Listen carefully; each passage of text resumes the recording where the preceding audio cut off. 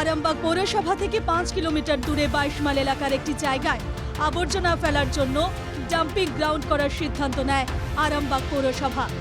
সোমবার সেই জায়গায় পৌরসভার পক্ষ থেকে বোর্ড লাগাতে গেলে বাধা দেন এলাকার মানুষ।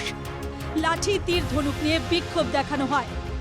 স্থানীয় বাসিন্দাদের অভিযোগ, যে জায়গাটা আবর্জনা ফেলার ডাম্পিং গ্রাউন্ড করতে চাইছে পৌরসভা, সেটা তাদের এলাকার একমাত্র খেলার মাঠ। পাশাপাশি এই মাঠে আবর্জনা ফেলা হলে দূষণ ছড়াবে এলাকায়। পৌরসভার আবর্জনা কেন পঞ্চায়েত এলাকায় ফেলা হবে সে নিয়েও প্রশ্ন তোলেন স্থানীয়রা।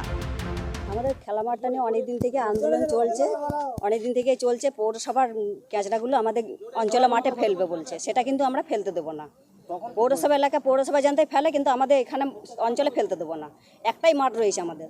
এইটিকে আরামবাগ পৌরসভা এটিকে নোংরা ফেলা আবর্জনা ফেলার জন্য দখল করতে চাইছে। সেটাকে রক্ষার দায়িত্বে আজকে এই প্রতিবাদ সভা।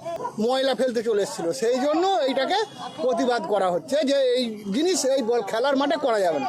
একদিক থেকে যেমন পরিবেশ দূষণ হবে, আর খেলার মাঠটা আবর্জনায় ভর্তি হলে খেলাধুলা নষ্ট হবে। পুলিশের আশ্বাসে বিক্ষোভকারীদের অবরোধ উঠলেও ডাম্পিং গ্রাউন্ড তৈরিতে অনড় পুরপ্রধান। পঞ্চায়েত তিরোল পঞ্চায়েতের প্রধান মেম্বার নিয়ে এসডিও ম্যাডাম বৈঠক করেছিলেন, করে ওদের সঙ্গে একটা চুক্তি হয়েছিল, ওদের 15 জন লোক এই ডাম্পিং গ্রাউন্ডে কাজ করবে। আমরা সেটা মেনে নিয়েছিলাম। এখন কাজ করতে গিয়ে ওরা বাধা দিচ্ছে। এবার প্রশাসন বুঝবে, দাবি করলে তো হবে না। আমি যদি দাবি করি ওই বাড়িটা আমার, আমি পেয়ে যাবো? তো এটা সরকার থেকে পৌরসভাকে দিয়েছে ডাম্পিং গ্রাউন্ড করার জন্য। পুরপ্রধানের অনড় অবস্থান এবং এলাকাবাসীর প্রতিবাদে প্রশ্নের মুখে ডাম্পিং গ্রাউন্ড তৈরির কাজ।